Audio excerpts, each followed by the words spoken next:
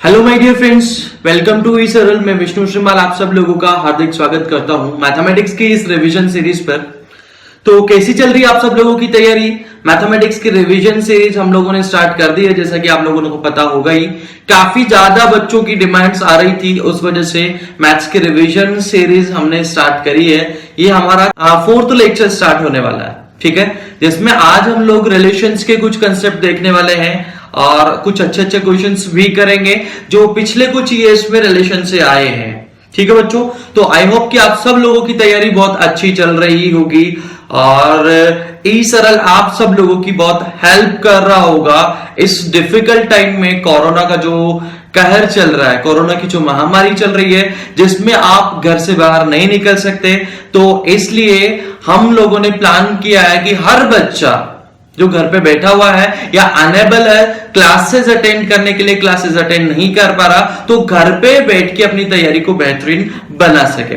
तो अगर अभी तक आपने इंडिया के नंबर 1 प्लेटफॉर्म ई सरल की अगर सब्सक्राइब नहीं किया है ई सरल चैनल को, तो अभी के अभी सब्सक्राइब कीजिए एंड वीडियो को लास्ट तक देखना बिल्कुल नहीं भूलें। बहुत इंपॉर्टेंट कंसेप्ट हम लोग यहाँ पे आज डिस्कस करने वाले हैं। तो आज हम लोग रिलेशंस एंड फंक्शन देखेंगे। रिलेशन एंड फंक्शन, सबसे पहले हम लोग स्टार्टिंग करेंगे Cartesian product. Cartesian product of two set, Cartesian product of two set की अगर हम बात करें तो अगर हमारे को गिवन है A and B two non empty set, if A and B are two non empty sets then ordered pair A comma B, set of ordered pair of A comma B, जिसमें first element जो है वो पहले set से belong करना चाहिए, second element B set से belong करना चाहिए। तो इस तरीके के जितने भी ऑर्डर्ड पेयर बन सकते हैं, उतने ऑर्डर्ड पेयर अगर हम बना लेते हैं तो उसके सेट को हम क्या बोलेंगे? Cartesian product of set A and B. इसको किससे डिनोट किया जाता है? ए क्रॉस बी से इसको हम लोग डिनोट करते हैं। So if A and B are two non-empty set, then set of all ordered pair A comma B such that A belong to capital A, B belongs to capital B is known as Cartesian product of A and B and denoted by A cross B। इसको किससे denote कर देंगे हम लोग? A cross B से इसको हम लोग डिनोट कर देते हैं। जैसे फॉर एग्जांपल हमारे को गिवन है सेट A, सेट A में हमें गिवन है 1 2 3, सेट B में हमारे को क्या गिवन है? PQR। सेट B में भी 3 एलिमेंट है, सेट A में भी 3 एलिमेंट है। तो अगर A क्रॉस B लिखना है, A क्रॉस B जैसे हम लोगों ने डिस्कस किया ही था कि पहले entry A comma B type के जितने भी पॉसिबल ऑर्डर्ड पेयर बन सकते हैं, A कोमा B टाइप के जितने भी ऑर्डर्ड पेयर बन सकते हैं उतने ऑर्डर्ड पेयर बना लीजिए। तो यहां पर क्या क्या बन जाएंगे? 1 के साथ में अगर मैं पेयरिंग करूंगा तो P Q R, यानी 1P 1Q 1R, 1P 1Q 1R। इसी तरीके से 2P 2Q 2R, 3P 3Q 3R। तो इस तरीके से टोटल 9 पेयर बन जाएंगे और इसका जो सेट बनेगा उसको हम क्या बोलेंगे? Cartesian product. तो ये क्या हो जाएगा? कार्टेशियन प्रोडक्ट हो जाएगा। ठीक है, एक चीज दोस्तों यहां पर ध्यान रखना, एक चीज यहां पर ध्यान रखना, A क्रॉस B जो होता है not equal to B cross A होता है इन जनरल। ठीक है, हो सकता है कभी कभी इक्वल भी हो जाए, लेकिन in general A cross B, in general A cross B not equal to B cross A। यानी A और B अगर डिफरेंट सेट है, सिंपल सा फंडा है, A एंड B अगर डिफरेंट सेट है तो ये इक्वल नहीं होता है। A और B अगर दोनों अलग अलग सेट है तो ये इक्वल नहीं होता। फॉर एग्जांपल अगर मेरे को B क्रॉस A लिखना हो तो B क्रॉस A क्या आ जाएगा? B क्रॉस A जब लिखेंगे वही सेम चीज हो जाएगी, ordered pair A comma B। लेकिन यहां पर पहली एंट्री कौन से सेट से आएगी? First entry will come from set B and second entry कहां से आएगी? सेट A से सेकेंड एंट्री आने वाली है। ठीक है, तो यहां पे हमारे को क्या क्या मिलेगा? P comma 1, P comma 2, P comma 3, P comma 4, P comma 5, P mistake, यहां पर हम लोगों ने मिस्टेक कर दी। P comma 1, P comma 2, P comma 3, then Q comma 1, Q comma 2, Q comma 3, R comma 1, R comma 2, R comma 3। ये set जो बनेगा इसको हम Cartesian product B cross A refer करेंगे। तो यहां से आप क्लियरली देख सकते हैं A क्रॉस B ये है, यहां पर लिखा हुआ B क्रॉस A यहां पर लिखा हुआ, तो दोनों इक्वल नहीं है, ये चीज है। आगे बढ़ते हैं। रिलेशन रिलेशन की अगर हम बात करें तो कोई भी अगर हम लोग सबसेट ले लेते हैं, any subset of A cross B is a relation. सीधी सीधी सिंपल डेफिनेशन है, कोई ऐसा कोई जरूरी नहीं कि उनके बीच में कोई मैथमेटिकल रिलेशन हो, कोई मैथमेटिकल रिलेशन नहीं हो। आप ए क्रॉस बी का कोई भी सबसेट ले लीजिए, आप ए क्रॉस बी का कोई भी सबसेट ले लीजिए। जैसे हमने लास्ट वाले पार्ट में देखा था, लास्ट वाले पार्ट में हमने क्या देखा था, यहां पे ए क्रॉस बी हमने ये लिख दिया, ए क्रॉस बी हमने यहां पर ये लिख दिया, ये मैं हटा रहा हूं अब, ठीक है। ये अगर मैंने हटा दिया तो यहां पर जरा ध्यान से देखिएगा भाई, अगर मेरे को कोई रिलेशन लिखना है तो इसका कोई भी आप सबसेट ले सकते हैं। तो यहां पर ये क्या हो जाएगा, अगर मैं इस तरीके से ले लेता हूं 1 P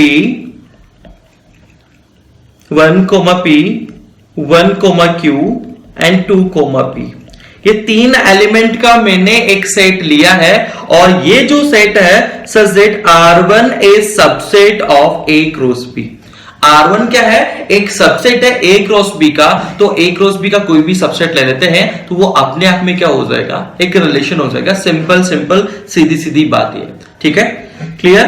तो any subset of A cross B is a relation from set A to set B, या every non zero subset from A to B, A cross B का कोई भी नॉन जीरो सबसेट अगर ले लेंगे तो वो क्या हो जाएगा, A से B में एक रिलेशन हो जाएगा। कोई जरूरी नहीं है कोई मैथमेटिकल रिलेशन हो एलिमेंट्स में, जरूरी नहीं है हो, या हो सकता है कहीं कहीं पर हो भी सही, ठीक है, but it is not necessary.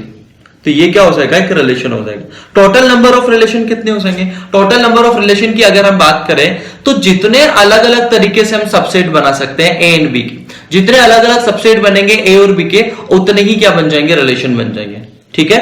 तो अगर हमारे को टोटल नंबर ऑफ एलिमेंट कितने होंगे ए क्रॉस बी में, m इंटू n, भाई यहां पर कितने ऑर्डर्ड पेयर बनेंगे, यहां पर अगर देखेंगे तो इसमें 3 एलिमेंट है, इधर भी 3 एलिमेंट है, तो हर एलिमेंट की यहां के हर एलिमेंट के साथ में पेयरिंग होती है कार्टेशियन प्रोडक्ट में।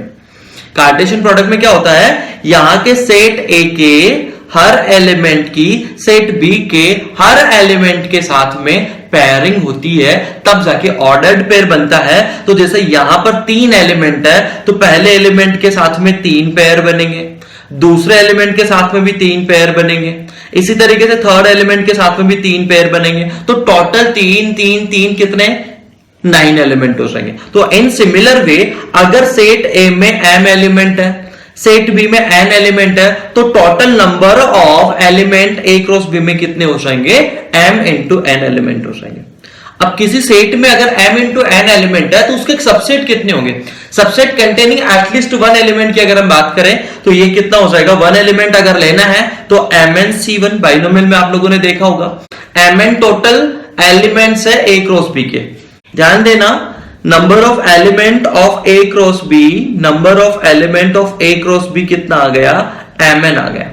टोटल इतना एलिमेंट है। अब आप सबसेट बनाना चाहते हैं तो सबसेट में कितने एलिमेंट होंगे, तो 1 एलिमेंट वाला अगर सबसेट लेना तो उसको लेने के तरीके कितने हो जाएंगे, mn c1। अगर 2 एलिमेंट वाला लेना तो mn c2, 3 एलिमेंट वाला लेना तो mn c3 एंड सो सारे के सारे mn एलिमेंट वाला लेना है तो mn cmn। और हम लोगों ने वहां पर देखा था कहां पे, बाइनोमियल थ्योरम में पढ़िएगा ना आप लोगों ने। अब भाई अगर आप तैयारी कर रहे हो, आप फाइनल देने वाले हो, जेईई मेन देने वाले हो, तो इतना तो आपको पता होगा ही। तो इसकी जो वैल्यू होती है वो कितनी हो जाएगी, 2 पावर mn माइनस 1, ठीक है।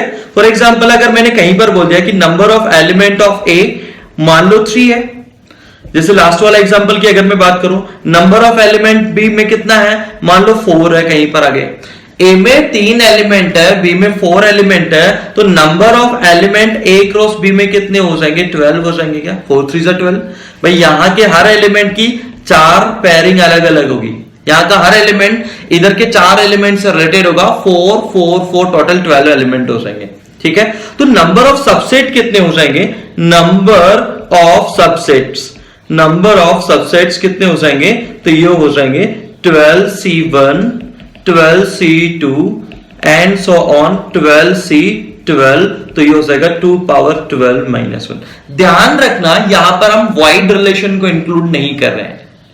किसको इंक्लूड नहीं कर रहे हैं, वाइड रिलेशन को, यानी कोई भी एलिमेंट किसी से रिलेटेड नहीं है उसको इंक्लूड नहीं कर रहे हैं। आपको पता होगा एम्प्टी सेट जो होता है हर सेट का सबसेट होता है। एम्प्टी सेट जो होता है वो क्या होता है, सबसेट ऑफ एवरी सेट। तो यहां पर ये इसका भी सबसेट होगा, तो ये भी एक रिलेशन है जिसको हम लोग वॉइड रिलेशन बोलते हैं, यानी कोई भी एलिमेंट किसी से रिलेटेड नहीं है। एम्प्टी सेट हर सेट का सबसेट होगा, तो empty set A cross B का भी सबसेट होता है। तो अगर हम एटलीस्ट वन सेट वाले रिलेशन की बात करें तो वो तो इतने होंगे। एक वॉइड रिलेशन भी हम इंक्लूड कर सकते हैं अगर बोला गया है तो वॉइड रिलेशन में कोई भी एलिमेंट किसी से रिलेटेड नहीं होता है। आगे बात करते हैं domain and range of relation.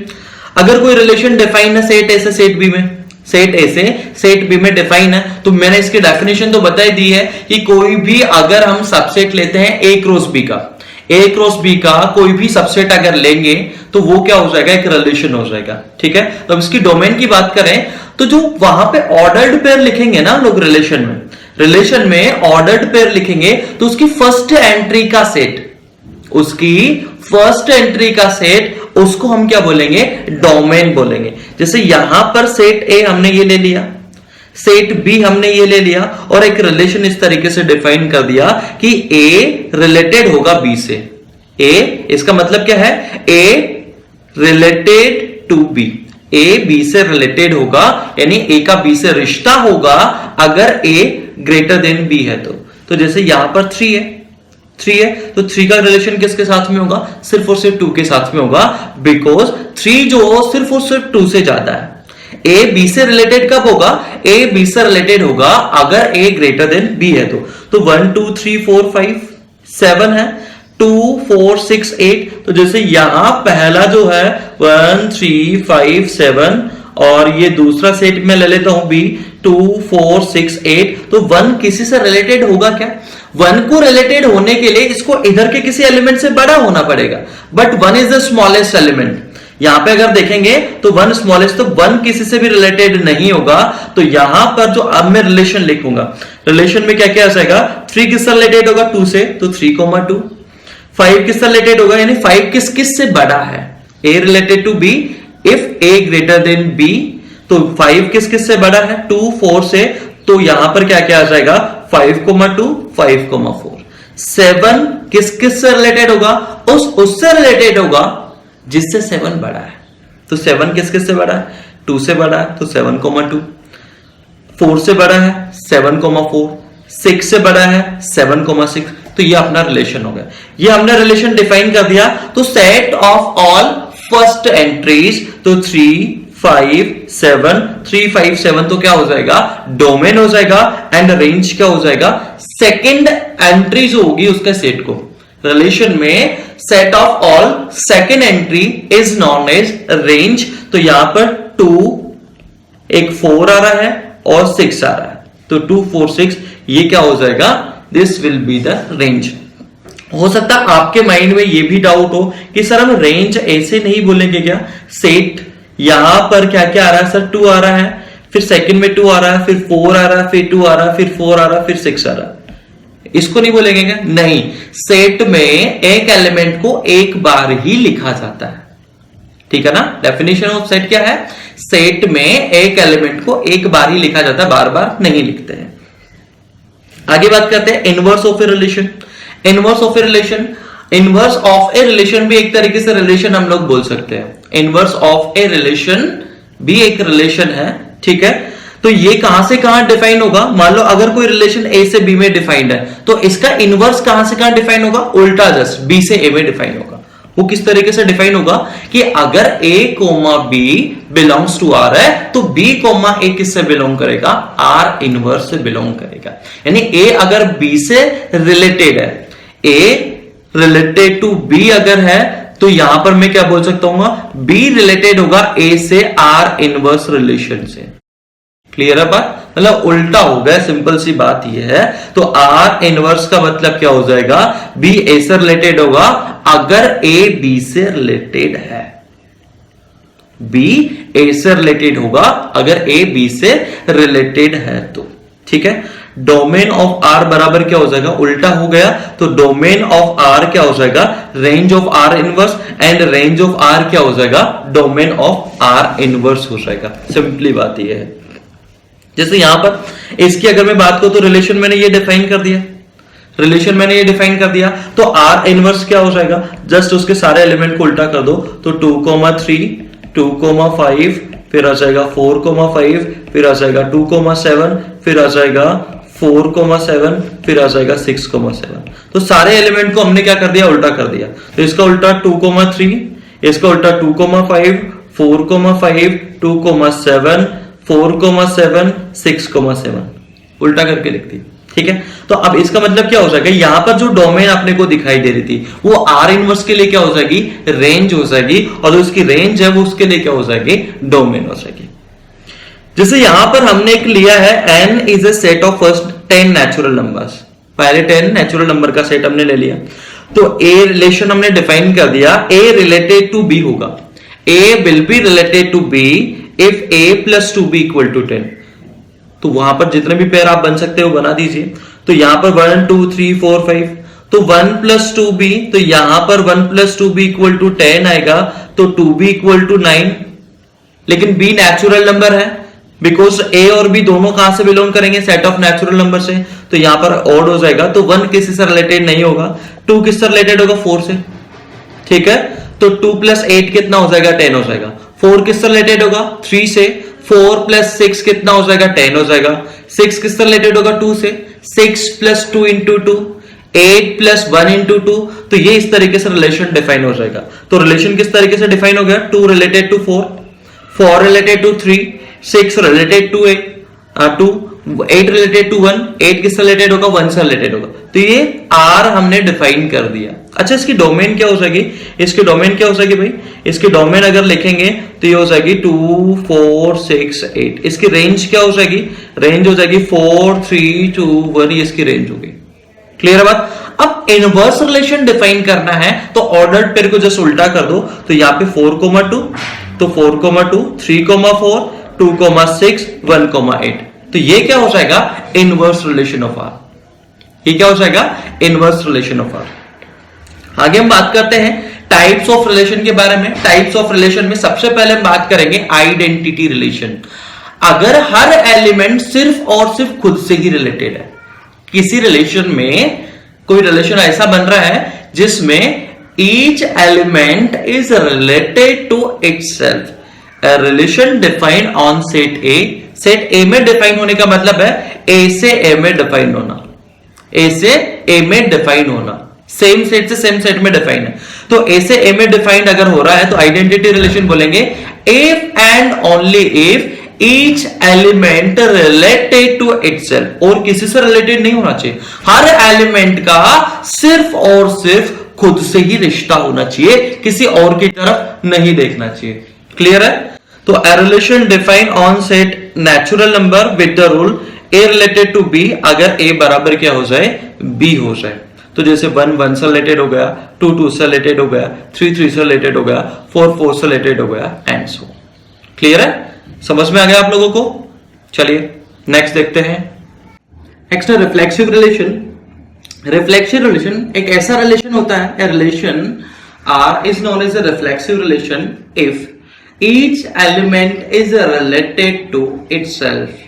only यहां पर नहीं, हर एलिमेंट खुद से रिलेटेड होना चाहिए, ये मस्ट कंडीशन है, बाकी और कोई रेस्ट्रिक्शन यहां पर नहीं होगा। ठीक है, तो reflexive relation is defined on set A. A relation defined on set A is said to be reflexive relation if each element is related to itself। Her element खुद से रिलेटेड होना जरूरी है, और कोई इसके अलावा रेस्ट्रिक्शन नहीं है। किसी दूसरे एलिमेंट से रिलेटेड हो, कोई टेंशन की वाली बात नहीं है, लेकिन खुद से तो रिलेटेड होना ही होना चाहिए। जैसे फॉर एग्जांपल 1 2 3 यहां पर हमने लिखा, 1 2 3 एक सेट है, तो रिफ्लेक्सिव रिलेशन के लिए 1 1 से रिलेटेड होना चाहिए, 2 2 से रिलेटेड होना चाहिए, 3 3 से रिलेटेड होना चाहिए। जो काम यहां पर हो गया। अब इसके अलावा 1 जो है वो 3 से रिलेटेड हो, 2 1 से रिलेटेड हो, और कोई हमारे को टेंशन नहीं है, हर एलिमेंट खुद से रिलेटेड होना मस्ट है। जैसे यहां पर 1 1 से रिलेटेड है, 3 3 से रिलेटेड है, बट 2 2 से रिलेटेड नहीं है। ये हमारे को दिया नहीं है, तो ये रिफ्लेक्सिव रिलेशन नहीं होगा। हर एलिमेंट खुद से रिलेटेड होना चाहिए, किसी दूसरे से रिलेटेड है या नहीं है इससे हमें लेना देना नहीं है, लेकिन खुद से रिलेटेड होना मस्ट है। ठीक है, ध्यान दीजिएगा, आइडेंटिटी रिलेशन में क्या है, हर एलिमेंट सिर्फ और सिर्फ खुद से ही रिलेटेड होता है। In identity relation each element is related to itself only, लेकिन यहां पे हर एलिमेंट खुद से रिलेटेड होना ही चाहिए, साथ में किसी दूसरे से रिलेटेड हो या नहीं हो कोई दिक्कत वाली बात नहीं है। सिमेट्रिक रिलेशन, सिमेट्रिक रिलेशन एक ऐसा रिलेशन होता है जिसमें ए अगर बी से रिलेटेड है तो बी भी ए से रिलेटेड होना चाहिए। ए अगर बी से रिलेटेड है तो बी भी ए से रिलेटेड होना चाहिए। If A related to B then B should be related to A. जैसे आपने ले लिया set of lines in a plane, set of lines in a plane, और ए बी से रिलेटेड होगा अगर ए बी के पैरेलल है तो। लाइन ए अगर बी के पैरेलल है, लाइन ए अगर बी के पैरेलल है, लाइन ए बी के पैरेलल है तो ए बी से रिलेटेड होगा। तो ए अगर पैरेलल है बी के, इसका मतलब क्या हो जाएगा, बी भी पैरेलल होगा ए के। यानी ए अगर बी से रिलेटेड है, ए अगर बी से रिलेटेड है तो बी भी किससे रिलेटेड होगा, ए से। यानी अगर किसी सेट ऑफ लाइंस में ए बी से रिलेटेड है तो बी भी ए से रिलेटेड होगा। अगर रिलेशन है A related to B implies A parallel to B. Clear है, ए बी से रिलेटेड होगा, ए बी के पैरेलल है तो इसका मतलब हो जाएगा ए बी के पैरेलल है तो ए बी से रिलेटेड हो गया, तो बी भी ए से रिलेटेड हो जाएगा, because a parallel to B implies b parallel to a. Clear, L1 L2 अगर अपने को दे दिया L1 रिलेटेड टू L2, जैसे यहां पर पैरेलल वाला डिफाइन था, यहां पर हमने डिफाइन कर दिया L1 L2 जो से L1 रिलेटेड होगा L2 से अगर L1 L2 के परपेंडिकुलर है तो। ठीक है, अब L1 L2 के परपेंडिकुलर है तो L2 भी L1 के परपेंडिकुलर होगा। यानी L1 L2 से रिलेटेड है तो L2 भी L1 से रिलेटेड होगा ही होगा। ठीक है, यहां पर ध्यान से देखिए भाई, अगर कोई रिलेशन सिमेट्रिक रिलेशन है तो R इक्वल टू क्या हो जाएगा, R इनवर्स। भाई ए बी से रिलेटेड है तो इसका मतलब क्या हो जाएगा, बी ए से रिलेटेड हो जाएगा। तो यहां पर मैं क्या बोल सकता हूं, एक्स वाई जेड अगर डोमेन में है तो यहां पर रिवर्स रिलेशन भी फॉलो होगा। भाई ए बी से रिलेटेड है, इसका मतलब हो जाएगा बी ए से रिलेटेड है, तो इधर वाले एलिमेंट और इधर वाले एलिमेंट दोनों होना चाहिए। क्लियर है, तो इसमें क्या हो जाएगा, रेंज, एक तो क्या हो जाएगा, range of R equal to domain, range बराबर डोमेन हो जाएगा। दूसरी चीज क्या हो जाएगी, R equal to R inverse, R equal to क्या हो जाएगा, आर इनवर्स हो जाएगा। ट्रांजिटिव रिलेशन, ट्रांजिटिव रिलेशन हमें क्या बोलता है कि ए बी से रिलेटेड है, बी सी से रिलेटेड है, ए बी से रिलेटेड है, बी सी से रिलेटेड है, तो ए को भी किससे रिलेटेड होना पड़ेगा, सी से रिलेटेड होना पड़ेगा। Such relation are known as transitive relation. ठीक है, ए बी से रिलेटेड है, A comma B belongs to R, B comma C belongs to R, यानी बी सी से रिलेटेड है तो ए को भी सी से रिलेटेड होना पड़ेगा। ठीक है, ए बी सी कोई जरूरी नहीं है अलग अलग हो, कुछ सेम भी हो सकता है। जैसे यहां पर हमने एक रिलेशन डिफाइन करा है, ए बी से रिलेटेड है अगर ए माइनस बी इवन है तो, ए बी से रिलेटेड है अगर ए माइनस बी इवन है तो ए बी से रिलेटेड का मतलब हो जाएगा ए माइनस बी इवन। ठीक है, बी सी से रिलेटेड है, इसका मतलब हो जाएगा बी माइनस सी इवन हो गया। क्लियर, दोनों को ऐड कर दो, इवन प्लस इवन क्या हो जाएगा, इवन प्लस इवन क्या हो जाएगा, A minus B plus B minus C बराबर हो जाएगा A minus C. Even plus even even हो जाएगा, तो ये भी क्या हो गया, इवन। तो इसका मतलब क्या हो जाएगा, इसका मतलब हो जाएगा ए रिलेटेड टू सी, यानी ए बी से रिलेटेड है, बी सी से रिलेटेड है, तो ए बी किससे रिलेटेड हो जाएगा, सी से रिलेटेड हो जाएगा। सो this relation will be a transitive relation. Clear है, इसी तरीके से एक और रिलेशन हमने डिफाइन करा, on a set of natural numbers the relation R defined by x related to y. X किससे रिलेटेड है, वाई से रिलेटेड है अगर एक्स वाई से छोटा तो एक्स वाई से रिलेटेड है, इसका मतलब x less than y. Y z से रिलेटेड है, इसका मीनिंग हो जाएगा वाई लेस देन जेड। तो एक्स वाई से छोटा है, y z से छोटा, तो क्या ऐसा बोल सकता हूं क्या x z से भी छोटा होगा? भाई x से बड़ा y है, y से बड़ा z है, तो x से बड़ा कौन हो जाएगा? z हो जाएगा। और x अगर z से छोटा तो इसका मतलब हो जाएगा x, z belongs to relation, यानी x y से रिलेटेड है, y z से रिलेटेड है, तो x z से रिलेटेड होगा। So this relation will be a transitive relation. Next हम बात करते हैं इक्विवेलेंस रिलेशन की। कोई रिलेशन अगर सिमेट्रिक है, रिफ्लेक्सिव है, ट्रांजिटिव है, रिफ्लेक्सिव, सिमेट्रिक, ट्रांजिटिव तीनों है, ऐसे रिलेशन को हम कौन सा रिलेशन बोलेंगे? ऐसे रिलेशन को हम कौन सा रिलेशन बोलेंगे? Equivalence relation. ऐसा रिलेशन क्या हो जाएगा? इक्विवेलेंस रिलेशन हो जाएगा। ठीक है, तो यहां पर a relation defined on set of lines. ठीक है, set of parallel lines, set of lines में इसको बोलूंगा। ठीक है, एक रिलेशन हमने डिफाइन कर दिया, set of lines in a plane. ठीक है, अब ए बी से रिलेटेड है, अगर ए बी के पैरेलल है तो ठीक है, तो क्या ये रिलेशन रिफ्लेक्सिव होगा क्या? भाई कोई भी लाइन, अगर कोई भी लाइन हम चेक करें रिफ्लेक्सिव तो ये होगा ही होगा, बिकॉज L1 की अगर मैं बात करूं रिफ्लेक्सिव चेक करना, तो L1 लाइन जो है वो L1 से रिलेटेड होगी क्या?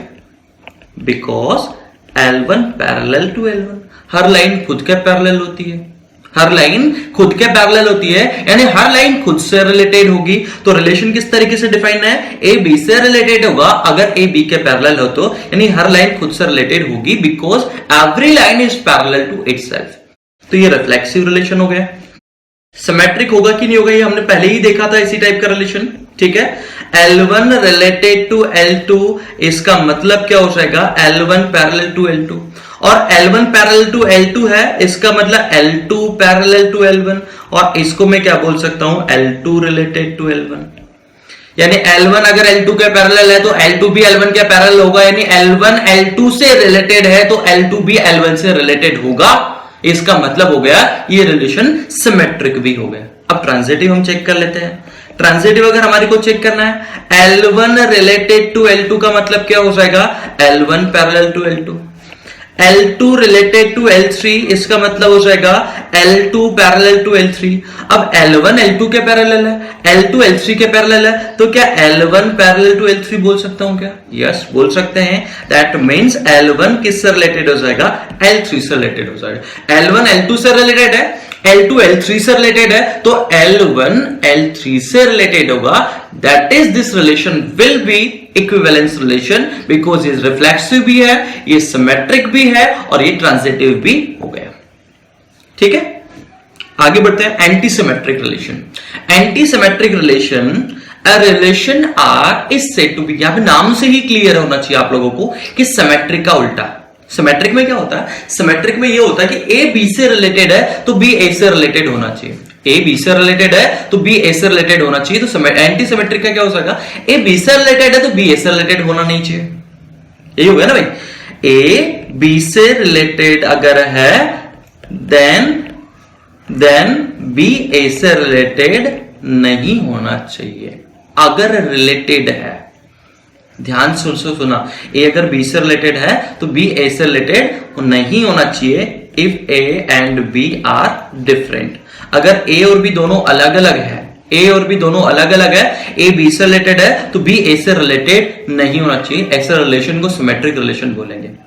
यहां पर क्या लिखा है? Relation R is said to be antisymmetric if a comma B belongs to R, B comma a belongs to R. Sir आपने ऐसा तो बोला ही नहीं था कि ए बी से रिलेटेड है तो बी ए से रिलेटेड नहीं होना चाहिए, और अगर रिलेटेड है तो ए और बी दोनों क्या होना चाहिए? इक्वल होना चाहिए। यानी ए बी से और बी ए से रिलेटेड तभी हो सकता है जब दोनों इक्वल है, अदरवाइज नहीं हो सकता। इसका एक एग्जाम्पल मैं यहां पर ले रहा हूं। फॉर एग्जाम्पल मैंने यहां पर ले लिया, मान लीजिए कि एक सेट में डिफाइन कर रहा हूं सेट ऑफ नेचुरल नंबर्स। ये मैंने सेट ऑफ नेचुरल नंबर्स यहां पर डिफाइन कर दिया। अब यहां पर मैं बोल रहा हूं कि x रिलेटेड टू y होगा if x less than equal to y। ये डिफाइन कर दिया मैंने, x less than equal to y। तो x less than equal to y, इसका मतलब क्या? y x से रिलेटेड होगा क्या? y x से रिलेटेड होने का मतलब क्या हो जाएगा? y x से रिलेटेड होने का मतलब हो जाएगा y less than equal to x। तो ये दोनों चीज तभी हो सकती है simultaneously if x equals to y, otherwise ये पॉसिबल नहीं है। भाई x y से छोटा है उसके इक्वल है और y x से छोटा है उसके इक्वल है, तो ऐसा सिर्फ और सिर्फ तभी पॉसिबल होगा, ऐसा सिर्फ और सिर्फ तभी पॉसिबल होगा जब, ऐसा सिर्फ और सिर्फ कभी कब पॉसिबल होगा जब x एंड y दोनों इक्वल है, अदरवाइज ऐसा पॉसिबल नहीं होगा। Partial order relation, partial order relation एक लास्ट टाइप ऑफ रिलेशन है। डेफिनेशन देख लीजिए, एक रिलेशन अगर रिफ्लेक्सिव है, एंटी सिमेट्रिक है, ट्रांजिटिव है, तो ऐसे रिलेशन को पार्शियल ऑर्डर रिलेशन बोलेंगे। ठीक है, जैसे हमने लास्ट वाला जो एग्जांपल लिया था, ये पार्शियल ऑर्डर का एग्जांपल भी हो जाएगा, पार्शियल ऑर्डर रिलेशन का एग्जांपल भी हो जाएगा। ठीक है ना भाई, ये पार्शियल ऑर्डर का रिलेशन, पार्शियल ऑर्डर रिलेशन का एग्जांपल भी हो जाएगा, बिकॉज ये रिफ्लेक्सिव तो होगा ही होगा, रिफ्लेक्सिव होगा because x related to x, हर एलिमेंट कुछ रिलेटेड होगा ही होगा। क्यों? क्यों?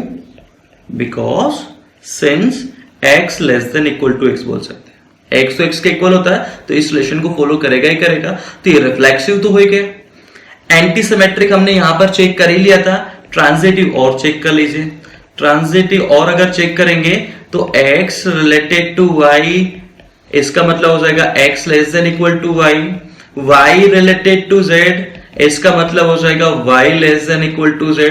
तो दोनों से क्या बोल सकता हूं, x less than equal to z, यानी x रिलेटेड टू z हो जाएगा, तो ये ट्रांजिटिव भी हो गया। तो ये रिलेशन रिफ्लेक्सिव है, एंटी सिमेट्रिक है एंड ट्रांजिटिव है, that is it will be A partial order relation. ठीक है, तो ये क्या हो जाएगा, पार्शियल ऑर्डर रिलेशन हो जाएगा। ठीक हो, अब इसके ऊपर हम कुछ अच्छे अच्छे एग्जांपल्स करके देखेंगे जो प्रीवियस ईयर आईआईटीज में पूछे गए, जेईई के एग्जाम्स में पूछे गए। फंक्शन हम लोग ही कुछ क्वेश्चंस डिस्कस कर लेते हैं, उसके बाद में स्टार्ट करते हैं। रिलेशन जो हम लोगों ने पढ़ा है उसके कुछ क्वेश्चंस हम लोग करके देख लेते हैं। तो सबसे पहला क्वेश्चन है, consider the following. 2010 AI triple E में पूछा गया है, AI triple E JEE main से पहले एग्जाम होता था, आप लोगों को पता होगा ही। तो क्वेश्चन नंबर 1 यहां पर है, R एक रिलेशन है such that x, y belongs to R। इसका मतलब है x related to y such that x and y are real numbers, x equals to wi for some rational number w। ठीक है, एट दूसरा रिलेशन है m by n p comma q, यानी m by n related to p comma q, m and p q are integers, ये integers होना चाहिए such that QM, यानी इनको क्रॉस मल्टीप्लाई करने पे QM इक्वल टू PN होना चाहिए, तब रिलेटेड होंगे, अदरवाइज रिलेटेड नहीं होंगे। नाउ हमारे को चेक करना है कि इनकी प्रॉपर्टीज क्या है, किस टाइप की रिलेशन है, इक्विवेलेंस है, सिमेट्रिक है क्या नहीं है, वो सारी चीजें हमारे को चेक करनी। तो सबसे पहले हम पहला जो रिलेशन है उसकी बात करते थे। x रिलेटेड टू y का मतलब हो जाएगा x इक्वल्स टू w, तो रिफ्लेक्सिव, रिफ्लेक्सिव यानी सेम एलिमेंट खुद से रिलेटेड होना चाहिए। तो x रिलेटेड टू x होगा तो x बराबर x, तो यहां पर w की वैल्यू कितनी आ जाएगी, 1 आ जाएगी, यानी हर एलिमेंट खुद से रिलेटेड होगा ही होगा, तो ये रिलेशन क्या हो जाएगा, रिफ्लेक्सिव हो जाएगा। ये रिलेशन क्या हो जाएगा, रिफ्लेक्सिव रिलेशन ही हो जाएगा। अब हम सिमेट्रिक चेक करेंगे। सिमेट्रिक अगर चेक करेंगे तो सिमेट्रिक का मतलब क्या हो जाएगा कि x, y बिलोंग्स टू अगर रिलेशन है तो y, x भी रिलेशन का पार्ट होना चाहिए। ठीक है, यानी y भी x से रिलेटेड होना चाहिए। नाउ यहां पर हमने एक एग्जांपल लिया है कि x कोई नॉन जीरो नंबर है, if x is non zero number and x is zero and y is non zero number. Now हम क्या लिख सकते हैं, x related to y because zero y से रिलेटेड होगा, क्योंकि जीरो को हम इस तरीके से लिख सकते हैं w इंटू वाई, एंड यहां पर w की वैल्यू क्या ले लें, जीरो ले लें, यहां पर w की वैल्यू क्या ले लें, तो जीरो ले लें। क्लियर, तो यानी कि इसका मीनिंग क्या हो जाएगा, x related to y, x related to y, तो y रिलेटेड टू x होगा कि नहीं होगा, ये चेक कर लेंगे। यानी y रिलेटेड टू जीरो होगा कि नहीं होगा, ये तो हमने चेक कर लिया कि जीरो y से रिलेटेड है, जीरो y से रिलेटेड है। नाउ वी विल चेक कि y जीरो से रिलेटेड है या नहीं है, यानी y equal to w into zero. अगर y कोई नॉन जीरो नंबर है तो क्या उसको ऐसे लिख सकते हैं क्या, y equal to w into zero? ऐसा हम लोग नहीं लिख सकते, ऐसा नहीं लिख सकते। इसका मीनिंग क्या हो जाएगा, इसका मीनिंग हो जाएगा r is not a symmetric relation. R is not a symmetric relation, तो R is an equivalence relation, तो ये तो खत्म हो गया। R and S both are equivalence relation, ये भी गलत हो जाएगा। दो स्टेटमेंट यहां पर गलत हो गए, ठीक है। अब यहां पर हम बात करते हैं neither R nor S is an equivalence relation. अब बात किस पे आ गई? अब बात आ गई है एस पे। एस हमारे को चेक करना है, तो यहां पर लिखा हुआ है, एस में लिखा हुआ m by n related to p by q if qm equal to pn। If qm equal to pn है तो दोनों रिलेटेड होंगे। तो जरा चेक करके देख लेते हैं। क्या मेरे को बताओ, यहां पे नेक्स्ट हम लोग ले लेते हैं, नेक्स्ट में m by n related to m by n, यानी खुद एलिमेंट से रिलेटेड होगा कि नहीं होगा? हर एलिमेंट खुद से रिलेटेड होना चाहिए रिफ्लेक्सिव होने के लिए। तो m बाई n से रिलेटेड है कि नहीं है? यस, बिल्कुल है, क्योंकि m by n related to m by n का मीनिंग हो जाएगा mn इक्वल टू mn। तो mn इक्वल टू क्या हो जाएगा? mn हो जाएगा। mn इक्वल टू mn का मतलब क्या हो गया? रिफ्लेक्सिव रिलेशन हो जाएगा, ठीक है। सेकेंड हम चेक करते हैं तो सिमेट्रिक अगर हमारे को चेक करना है तो m बाई n, एक सेकेंड, सिमेट्रिक चेक करना है, थोड़ा सा इसमें आई थिंक मिस्टेक हो गई है, चलिए हम लोग अलग से देख लेते हैं। सिमेट्रिक का मतलब क्या हो जाएगा कि m by n comma p by q, m by n comma p by q अगर रिलेशन से बिलोंग कर रहा है। रिलेशन से बिलोंग करने का मतलब क्या हो जाएगा? इसका मीनिंग हो जाएगा mq इक्वल्स टू pn। तो mq इक्वल्स टू pn है, तो क्या यहां से ऐसा बोल सकता हूं क्या यहां से हम ऐसा बोल सकते हैं क्या कि PQ, एक सेकेंड, यहां पर मिस्टेक हमने कर दी, MQ इक्वल्स टू PN यहां पर आना चाहिए। तो क्या मैं इसको ऐसे लिख सकता हूं क्या? इसको ऐसे में लिख सकता हूं क्या कि m by n related to p by q, तो p बाई क्यू रिलेटेड होगा कि नहीं होगा m बाई n से? अगर ऐसा होगा तो क्या होगा? Pn equals to Qm। तो ये तो बिल्कुल सही बात है। अगर ऐसा होगा तो ऐसा होगा, यानी ऐसा होगा तो ऐसा होगा। यानी अगर m by n p by Q से रिलेटेड है तो p by q m by n से भी रिलेटेड होगा। यानी ये कौन सा रिलेशन हो जाएगा? सिमेट्रिक रिलेशन हो जाएगा। कौन सा रिलेशन हो जाएगा? सिमेट्रिक रिलेशन हो जाएगा, ठीक है। नाउ हम चेक करेंगे ट्रांजिटिव। ट्रांजिटिव हमारे को क्या बोलता है, जरा देखते हैं पहले कि m by n p by q से रिलेटेड है, ठीक है। m by n q by p by q से रिलेटेड है and p by q r by s से रिलेटेड है, इस तरीके से रिलेटेड है। तो m बाई n यानी ये इससे रिलेटेड होना चाहिए, होगा कि नहीं होगा वो जरा चेक कर लेंगे हम लोग। तो यहां से तो मैं क्या बोल सकता हूं, यहां से क्या ऐसा बोल सकता हूं क्या qm इक्वल्स टू pn। यहां से हमारे को क्या पता चलेगा? ps equal to qr। ps equal to क्या हो जाएगा? qr हो जाएगा। अब हम क्या करेंगे? दोनों को मल्टीप्लाई कर देंगे। फर्स्ट ये सेकंड हो जाएगा, फर्स्ट मल्टीप्लाइड बाई सेकंड।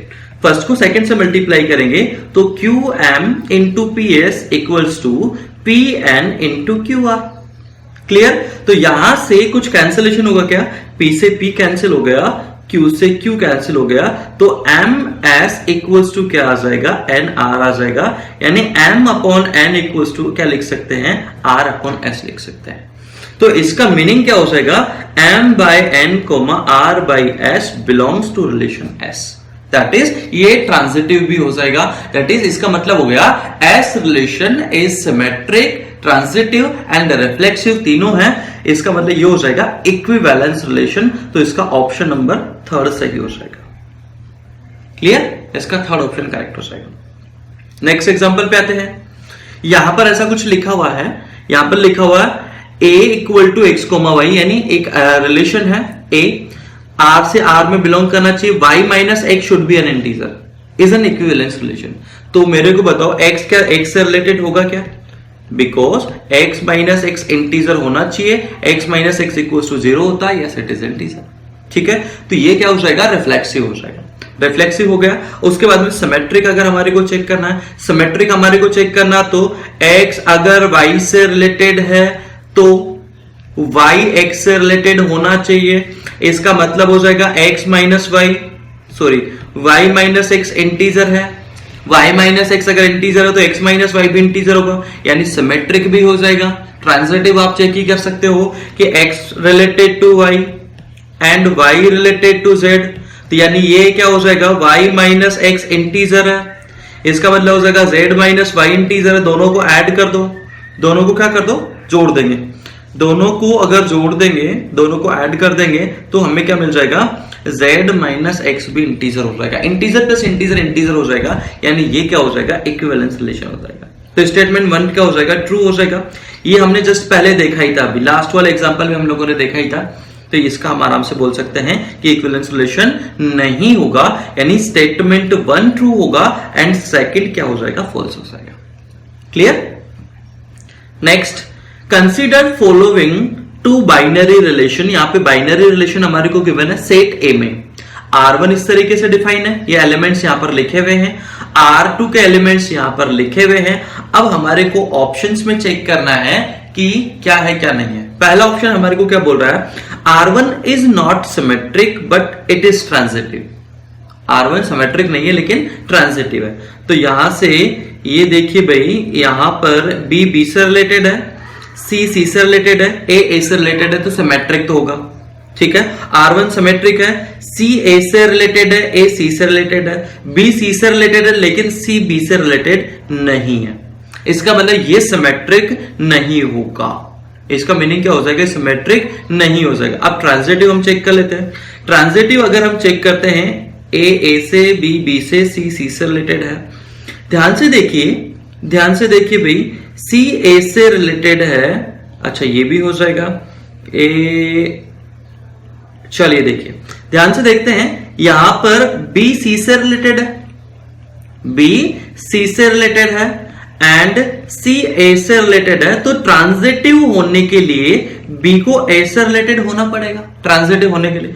तो ऐसा तो नहीं हो रहा, ऐसा नहीं हो रहा। इसका मतलब क्या हो जाएगा, R1 is reflexive relation only, यानी R1 क्या हो जाएगा, सिर्फ और सिर्फ रिफ्लेक्सिव रिलेशन हो जाएगा। ठीक है, ना तो ये सिमेट्रिक है ना ये ट्रांजिटिव है। अब इसी तरीके से हम सेकंड का चेक कर लेंगे। सेकंड को चेक करोगे तो A B C, यानी ये रिफ्लेक्सिव हो गया, रिफ्लेक्सिव हो गया। अब हमारे को क्या चेक करना है, ये तो ऑप्शन गया, ये भी ऑप्शन गया, क्योंकि R1 जो है ट्रांजिटिव नहीं है और R1 and R2 not symmetric. तो यहां पर बस इसको आप चेक कर लीजिए, R2 सिमेट्रिक है कि नहीं।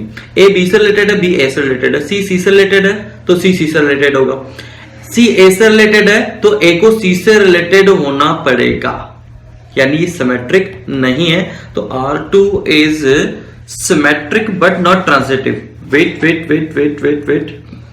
नहीं, A B से रिलेटेड है, B A से रिलेटेड है, C से रिलेटेड है, A से रिलेटेड है, B से रिलेटेड है, C A से रिलेटेड है, A C से रिलेटेड, यानी सिमेट्रिक तो हो जाएगा। यानी ये थर्ड ऑप्शन इसका क्या हो जाना चाहिए, करेक्ट हो जाना चाहिए। आगे बढ़ते हैं, यहां पर एक हमारे को गिवन है, ऐसा एक एग्जांपल भी हम लोगों ने लिया था, थ्योरी पार्ट जो पढ़ा था तो उसमें एक एग्जांपल भी हम लोगों ने लिया था। तो and denote set of natural number defined two binary relation. तो R1 जो रिलेशन है वो क्या हो जाएगा, R1 रिलेशन क्या हो जाएगा, इसके एलिमेंट्स ही मैं यहां पर लिख देता हूं, n क्रॉस n से होगा 2x plus Y equal to 10। तो x की वैल्यू अगर आप 1 लेते हो तो y की वैल्यू 8 होना चाहिए, यानी 1 8 से रिलेटेड हो जाएगा।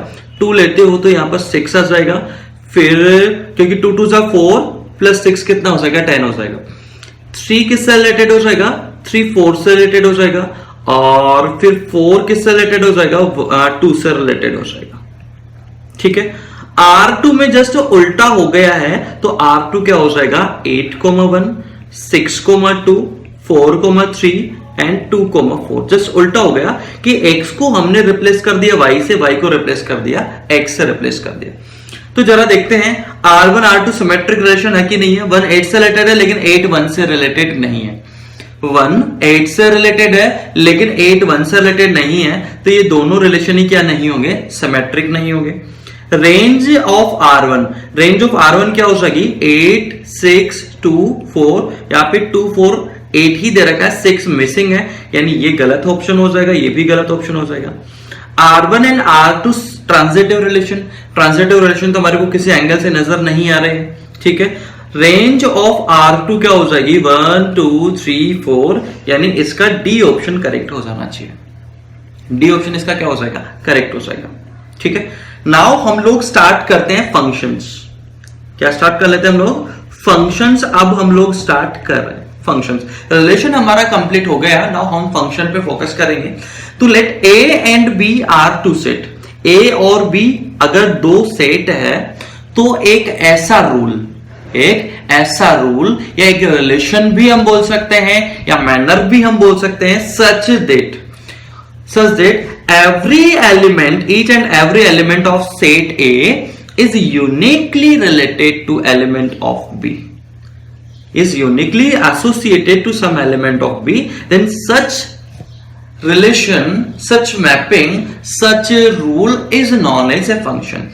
Let A and B be two sets, let there exist a rule, let A and B two set, दो set है, there exist a rule, manner, relation F which associate each element of A to a unique element of B. A के हर element को unique element of B के साथ में अगर relate करता है तो ऐसे रूल को हम क्या बोलेंगे, फंक्शन बोलेंगे। इसको डिनोट करने का तरीका ये है, ठीक है, कि f कोई फंक्शन है A से B में या A से B में एक कोई फंक्शन f है। If an element A belongs to A, अगर A में कोई एलिमेंट A बिलोंग कर रहा है, वो B से एसोसिएटेड है। किससे एसोसिएटेड है, B से एसोसिएटेड है, तो A को हम क्या बोलेंगे, प्री इमेज। ऐसा सोचिए कि यहां पर कोई एलिमेंट है A, वो किससे एसोसिएटेड है, B से एसोसिएटेड है, तो B को हम क्या बोलेंगे, इमेज ऑफ A बोलेंगे। B will be image of A।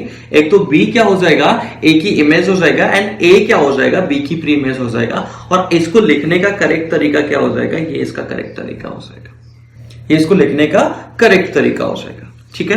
For example, एक दो एग्जाम्पल्स हम लोग लेके देखते हैं। एक एग्जाम्पल हम लोग करते हैं, जैसे यहां पर मैं आपसे पूछूं कि ये जो है फंक्शन है कि नहीं है।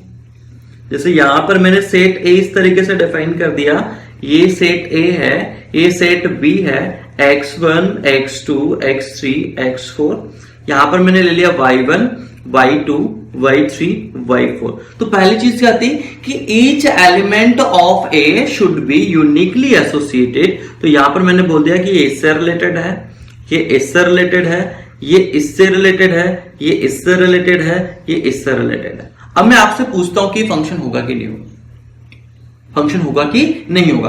तो यहां पर आपका आंसर क्या होना चाहिए, नो, बिकॉज यहां पर सर ये x2 जो है y3 से भी एसोसिएटेड है, y4 से भी एसोसिएटेड है, यानी यूनिकली रिलेटेड नहीं है, यानी कि ये फंक्शन नहीं होगा। फिर मैं आपसे पूछूं कि ये फंक्शन होगा कि नहीं होगा, ये फंक्शन होगा कि नहीं होगा, तो आप बोलोगे सर नहीं होना चाहिए, फंक्शन ये नहीं होना चाहिए क्योंकि x4 जो किसी से भी रिलेटेड नहीं है। तो फंक्शन की डेफिनेशन क्या है, each and every element of set ए, यानी यहां पर हर एलिमेंट रिलेटेड होना चाहिए इधर के एलिमेंट के साथ में, एंड यूनिकली रिलेटेड होना चाहिए। ध्यान रखना, इधर के एलिमेंट पे कोई रिस्ट्रिक्शन नहीं है। जैसे अगर मैंने ये बोल दिया कि ये फंक्शन होगा कि नहीं होगा, तो ये फंक्शन होगा। आपके माइंड में अगर आ रहा हो सर ये किसी से रिलेटेड ही नहीं है, तो इस पे कोई रिस्ट्रिक्शन नहीं था फंक्शन की डेफिनेशन में, ठीक है। अब यहां पे अगर मैं देखूं, यहां पे अगर हम लोग देखें तो f(x1) यानी x1 की इमेज कौन हो जाएगा, y1 हो जाएगा। y1 is image of a, तो y1 क्या हो जाएगा, इमेज ऑफ x1 हो जाएगा, इमेज, ठीक है। एंड x1 को हम क्या बोलेंगे, pre image of a, pre image, sorry y1, x1 will be pre image of y1, x1 will be pre image of y1 हो जाएगा। ना उसकी डोमेन, कोडोमेन रेंज की हम लोग बात कर लेते हैं। कोडोमेन रेंज, अगर फंक्शन इस तरीके से लिखा हुआ है, f कोई फंक्शन है from set A to set B, then पहला सेट जो होता है, पहला सेट जो होता है वो क्या होता है, पहला सेट को हम क्या बोलेंगे, डोमेन बोलेंगे, क्योंकि इसका हर एलिमेंट रिलेटेड है। आपने देखा होगा रिलेशन में हम सेट ऑफ फर्स्ट एंट्री लेते थे, यहां पर सेट ऑफ फर्स्ट एंट्री क्या हो जाएगा, पूरा सेट ए ही हो जाएगा, बिकॉज फंक्शन एक ऐसा रिलेशन है जिसमें हर एलिमेंट ऑफ ए रिलेटेड है some unique element of B के साथ में, तो यहां पर पूरा का पूरा ए हो जाएगा, ठीक है। सेट बी जो सेकंड वाला है इसको हम डोमेन बोलेंगे, और सेट बी के वो एलिमेंट जो सेट ए के किसी ना किसी एलिमेंट के साथ में रिलेटेड है, तो उसको हम क्या बोलेंगे, रेंज बोलेंगे। जैसे यहां पर इस वाले एग्जांपल की अगर मैं बात करूं तो इसकी डोमेन क्या हो जाएगी, domain x1 x2 x3 x4 हो जाएगी। को डोमेन क्या हो जाएगी, सेकंड वाला जो सेट है y1 y2 y3 y4, ये सेट ए था, ये सेट बी है, तो ये सेट बी, ये सेट ए, तो इधर वाला सेट जो हो जाएगा वो डोमेन हो जाएगा, इधर वाला सेट को डोमेन हो जाएगा। और रेंज की अगर मैं बात करूं तो वो एंट्रीज हम लेंगे सेट बी की जो किसी ना किसी एलिमेंट के साथ में रिलेटेड है, तो यहां पर क्या आ जाएगा, y1 y2 y3, इसकी क्या हो जाएगा, रेंज हो जाएगा। ठीक है, ये चीज यहां पे देख नोट करने लायक है कि रेंज जो है वो कोडोमेन का क्या होगा, सबसेट होगा। Range will be subset of codomain if only rule is given. Function का सिर्फ हमारे को रूल गिवन है, किसी फॉर्मूले से हमारे को फंक्शन गिवन है। फॉर एग्जांपल हमारे को ऐसा दे दिया कि fx बराबर 1/x, fx बराबर क्या हो गया, 1/x हो गया, तो इसकी डोमेन क्या हो जाएगी, then domain will be set of real number for which the function is defined. तो ये फंक्शन जहां जहां पर डिफाइंड होगा वो सारे रियल नंबर क्या हो जाएंगे, इसकी डोमेन हो जाएंगे। वो सारे रियल नंबर क्या हो जाएंगे, इसकी डोमेन हो जाएगी। किसी कंटिन्यूअस फंक्शन की अगर हम बात करें तो मिनिमम वैल्यू से मैक्सिमम वैल्यू का सेट, किसी कंटिन्यूअस फंक्शन की वैल्यू की हम बात करें तो मिनिमम वैल्यू से मैक्सिमम वैल्यू के सेट को हम क्या बोलते हैं, मिनिमम वैल्यू से मैक्सिमम वाले सेट को हम क्या बोलेंगे, रेंज बोलेंगे। फॉर एग्जाम्पल अगर हमने लिख दिया कि fx equal to sine x है, तो साइन एक्स की जो मिनिमम वैल्यू होती है f मिनिमम इक्वल्स टू -1 हो जाएगा, f मैक्सिमम इक्वल्स टू 1 हो जाएगा, तो इसकी रेंज क्या हो जाएगी, रेंज विल बी -1 टू +1। इसकी रेंज क्या हो जाएगी, -1 टू +1, इसकी रेंज हो जाएगी। क्लियर। ग्राफिकल रिप्रेजेंटेशन इसके देख लेते हैं। ग्राफिकल रिप्रेजेंटेशन जैसे यहां पर ये लिखा हमने fx equal to sine x, इसका ग्राफ हम लोग ड्रॉ कर सकते हैं, तो फंक्शन को हम ग्राफ ड्रॉ करके भी रिप्रेजेंट कर सकते हैं, ग्राफ ड्रॉ करके भी हम रिप्रेजेंट कर सकते हैं। अब इसमें ध्यान से देखने वाली चीज एक है कि फंक्शन के ग्राफ को अगर हम ड्रॉ कर रहे हैं, ग्राफ अगर हमने ड्रॉ किया है तो कोई भी वर्टिकल लाइन उस ग्राफ को मैक्सिमम एक पॉइंट पे इंटरसेक्ट करना चाहिए। Any line parallel to y axis must intersect the graph at most at 1 point. उस ग्राफ को ज्यादा से ज्यादा एक ही पॉइंट पे इंटरसेक्ट करना चाहिए। अगर 2 पॉइंट पे से ज्यादा पॉइंट पे इंटरसेक्ट करती है तो वो फंक्शन का ग्राफ नहीं होगा। जैसे यहां पर हमने क्यूबिक का ग्राफ ड्रॉ किया, तो कोई भी लाइन अगर ड्रॉ करूंगा तो वो एक्जैक्टली 1 पॉइंट पर ही इंटरसेक्ट करेगी, तो ये हम क्या बोल सकते हैं, yes it is graph of a function. या क्यूबिक एक फंक्शन का fx equals to x cubic क्या हो जाएगा, एक फंक्शन हो जाएगा। वहीं पे अगर मैंने यहां पर ये ले लिया कि y square equal to 1 - x square, ठीक है, जो कि सर्कल की इक्वेशन है, तो ये फंक्शन का ग्राफ नहीं होगा, बिकॉज यहां की अगर मैं कोई वैल्यू लेता हूं तो उसके कॉरस्पॉन्डिंग, यहां की वैल्यू के कॉरस्पॉन्डिंग y की हमारे को 2 वैल्यूज दिखाई दे रही है। तो एक जो x है, x1 किससे रिलेटेड है, y1 से भी रिलेटेड है, y2 से भी रिलेटेड है, और फंक्शन की डेफिनेशन ये होती है कि हर एलिमेंट x जो होता है, यानी डोमेन का हर एलिमेंट यूनिकली एसोसिएटेड होना चाहिए। तो ये 2 के साथ में एसोसिएटेड है, तो ये फंक्शन का ग्राफ नहीं हो सकता। ठीक है बच्चों, अगली क्लास में हम लोग यहीं से कंटिन्यू करेंगे। तो फिर से मिलते हैं ई सरल के इस रिवीजन कोर्स में, जो कि आपके लिए काफी ज्यादा बेनिफिशियल होने वाला है। कुछ इंपॉर्टेंट चीजें हम लोग आगे देखते हैं, पूरी की पूरी मैथमेटिक्स हम लोग रिवाइज करेंगे, ये आपको ध्यान रखना है। तो इसको शेयर करना, लाइक करना बिल्कुल नहीं भूलना है आप लोगों को। और अगर आपने सब्सक्राइब नहीं किया है ई सरल चैनल को तो जल्दी से जल्दी सब्सक्राइब कीजिए, ताकि सारी क्लासेस जो फ्री होने वाली है इनके नोटिफिकेशंस आपको रेगुलर टाइम टू टाइम मिलते रहे। ये सारे वीडियोस हमारे ऐप पर भी अपलोड कर दिए जाएंगे या कर दिए गए होंगे, ठीक है। तो ये आपको सारे नोटिफिकेशंस मिलते रहेंगे। और शेयर करना, लाइक करना बिल्कुल नहीं भूले, आपके लाइक से हमारे मोटिवेशन होते हैं और इसी से हम लोग मोटिवेट होकर, हमारी एनर्जी इसी से इंक्रीज होती है। तो आपको लाइक बटन दबाना बिल्कुल नहीं भूलना है, शेयर करना है। क्यों? ताकि कोरोना के इस डिफिकल्ट टाइम में हर बच्चे तक इंफॉर्मेशन पहुंच जाए कि ई सरल ने एक बच्चों की हेल्प के लिए एक इनिशिएटिव लिया है कि हर बच्चा मतलब ये फील नहीं करना चाहिए कि कोरोना के इस टाइम पे मैं पढ़ नहीं पा रहा। तो आपको हर बच्चे की हेल्प करना है और हेल्प करने वाले ही आगे बढ़ते हैं, ये चीज ध्यान रखना है। Thank you. जय हिंद, जय भारत। अगर आप ऐसा ही ऑसम कंटेंट और देखना चाहते हैं तो ई सरल के चैनल को सब्सक्राइब कीजिए। इंडिया की टॉप मोस्ट फैकल्टी से JEE, NEET, class 10th, class 9th की तैयारी करने के लिए ई सरल के ऐप को इंस्टॉल कीजिए। ई सरल है तो सब सरल है।